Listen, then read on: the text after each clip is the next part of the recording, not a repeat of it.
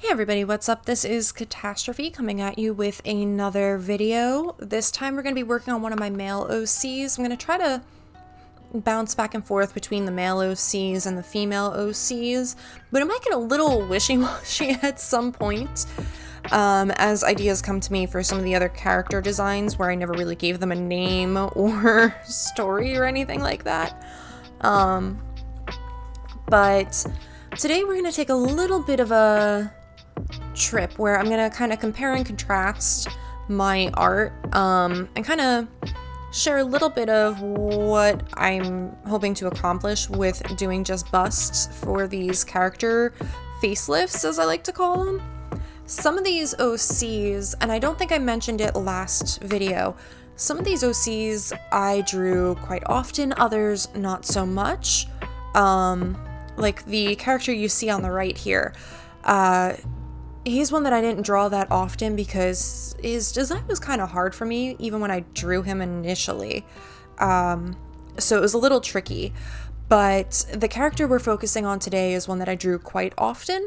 And he's one that I've tried multiple times to do a redraw in the years since high school when I first came up with him, but I could never really work it out because there were quite a few issues with that original drawing of him. Now, I'm not going to be bashing my old art. It's kind of me critiquing it a bit because it is my own work and I can see where there is a lot of room for improvement. I'm not saying my art of today is flawless. Like, I do have issues that I do need to work out with my art. So we're going to be getting into that a little bit. And it's going to tie into the reason for me focusing on just busts for MaySketchaDay.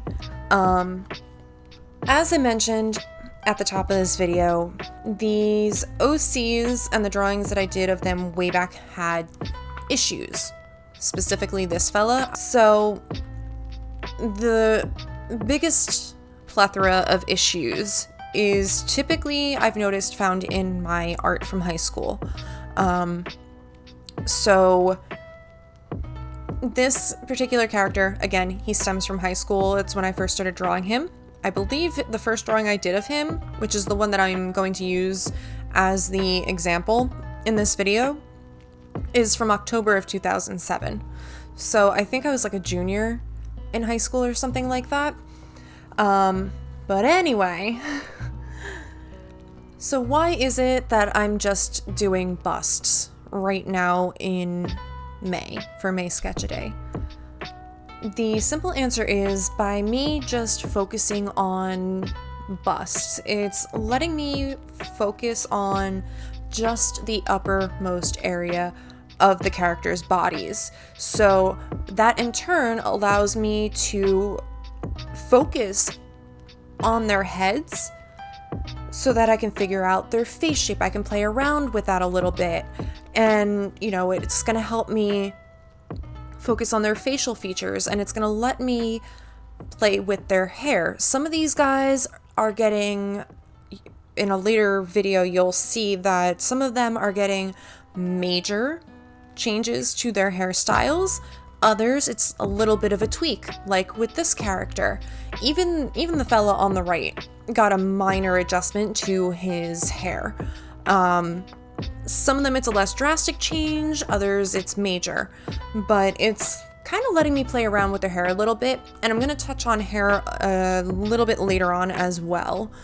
But to go into it just a little bit more, I want to avoid same face syndrome with these characters. So for the OCs that I made up in high school, I was basically using the same head shape or face shape on basically all of them. Now that may not have been the case per se, but for the most part I don't see that much of a difference in face shapes in those drawings.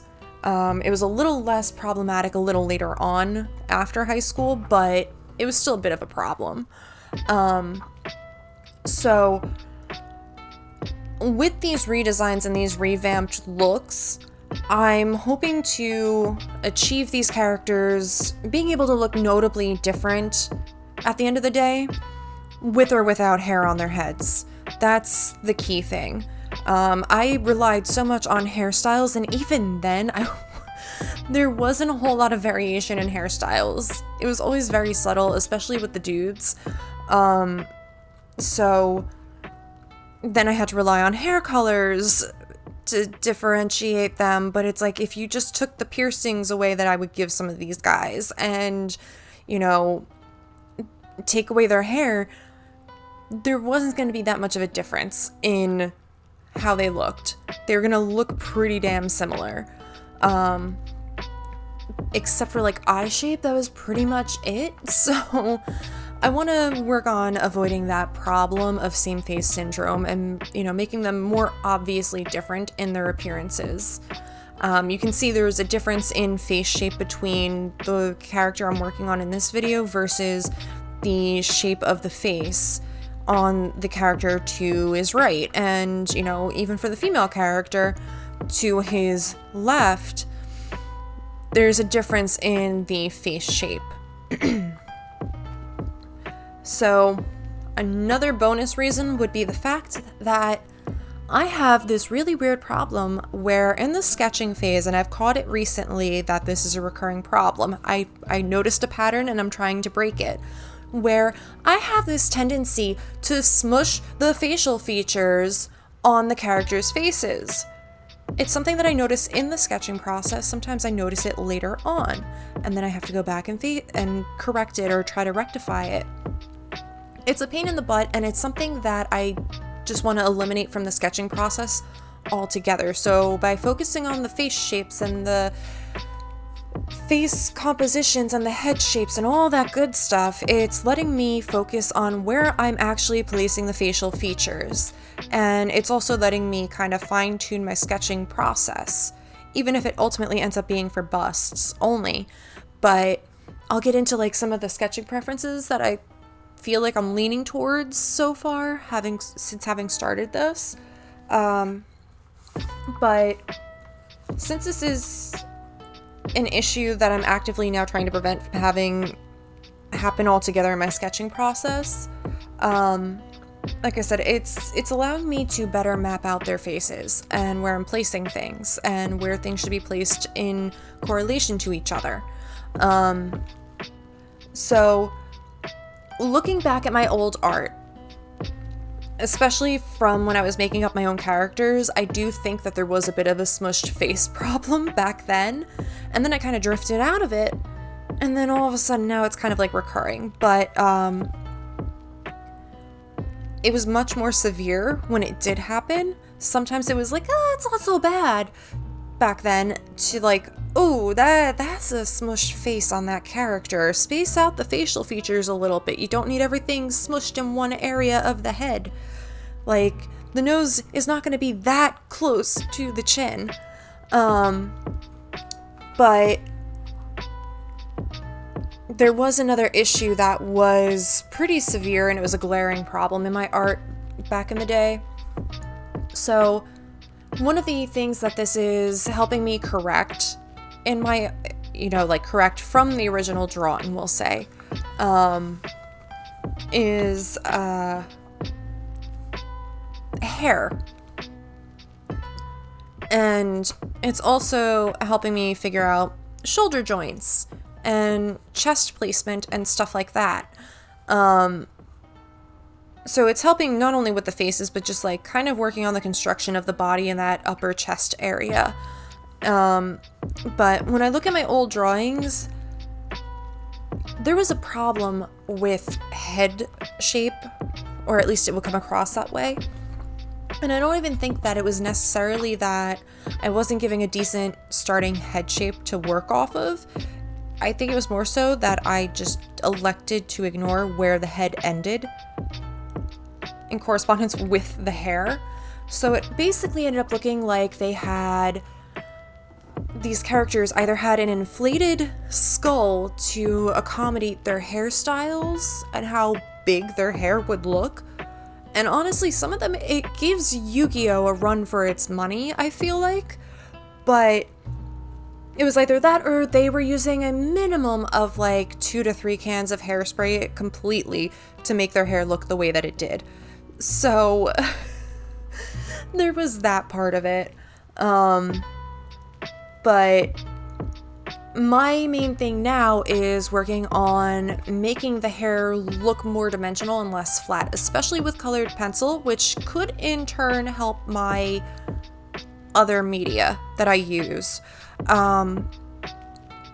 But this so far has resulted in some much needed redesigns, and this is actually going to help me ultimately do a redraw, like an actual redraw of the original drawing of this character, which is something that I'm trying to work my way towards at a later date. But we're gonna tone it down. I'm gonna get into some of the stuff that I may have learned about, like things to try out in my sketching process going forward, and some things that I've noticed. And we'll get into some more of the then versus now aspect of things in a later video. So this is kind of like a part 1, the other one is a part 2. I had to kind of split it. But if you guys enjoyed this video, be sure to give it a like, and if you want to see more content from me here on this platform as I work through these character busts, be sure to hit subscribe and ring the bell so you get notifications, because that's a thing on YouTube. And again, I am doing these sketches live on my Twitch channel, twitch.tv/Kattastrophe and you can catch me working on the sketching process of these guys and even the inking sometimes. But I'm gonna just let the music play out, and I will catch you guys in the next one. Till then, stay classy everybody, and I love your faces.